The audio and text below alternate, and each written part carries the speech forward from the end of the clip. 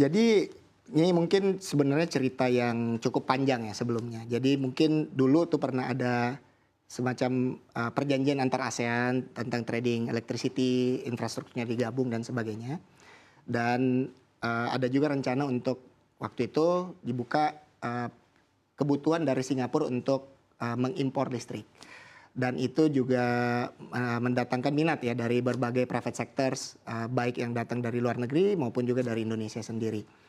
Nah, nota kesepahaman ini sebenarnya ujungnya begini. Kami dari pemerintah melihat bahwa sebenarnya jika ini hanya ekspor impor green electrons atau listrik, ini kurang menarik buat Indonesia. Karena Indonesia sendiri tentunya punya kebutuhan untuk membangun industri EBT. Ya, jadi kita punya kebutuhan, kita punya keinginan untuk membangun industri. Cuma memang kita punya roadmap lah ya. Kita punya kebutuhan mungkin masih di 2030 ke sana baru yang agak banyak gitu. Saat ini kita masih punya listrik yang cukup banyak di Indonesia. Sehingga misalnya kalau berdasarkan RWPTL PLN mungkin sampai 2030 solar panel itu kebutuhannya sekitar 4,7 GWP yang saat ini ya. Nanti kita juga lagi ingin kembangkan supaya lebih besar lagi. Nah, oleh karena itu jika kita membangun solar farm untuk diekspor, saat ini kenyataannya akan mungkin bakal diimpor dari Cina equipmentnya. Karena Cina lah ini produsen solar panel yang paling besar di dunia. Itu basically mungkin 80-90%. Itu butuh waktu berapa lama Pak untuk membangun EBT ini seperti yang dimaksud? Ya, kalau mungkin butuh sekitar 2-3 tahun sebenarnya. Untuk bangun pabriknya maupun juga untuk bikin solar farmnya. Dan equipmentnya dari China ya berarti? Kalau kita buat sekarang. Nah, sehingga waktu itu kita bilang, oke, kalau cuma bikin solar farm, tapi barangnya import, itu kita nggak pengen seperti itu.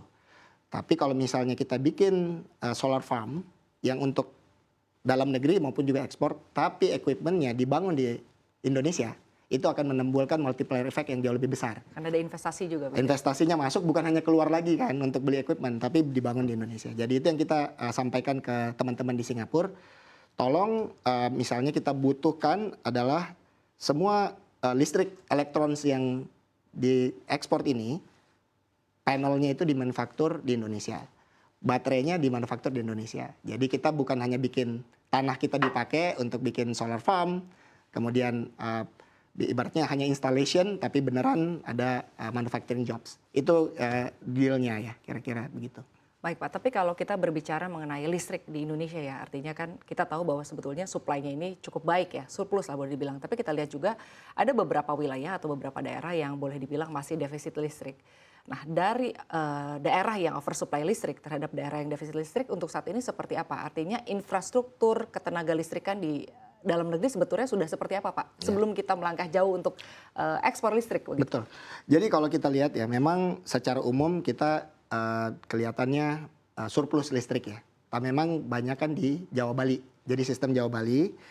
Nah untuk Sumatera juga kayaknya, tapi secara umum cukup. Dan kita akan terus mengembangkan infrastruktur kelistrikan ini seiring dengan tumbuhnya industri di Indonesia.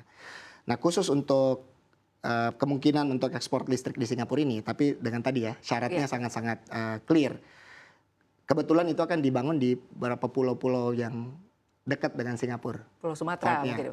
Bukan, di Kepulauan Riau. Kepulauan Riau. Ya. Jadi kayak Batam, Bintan, Karimun area ya kan ada beberapa pulau di situ, dan itu saat ini pun juga tidak terkonek dengan grid kita.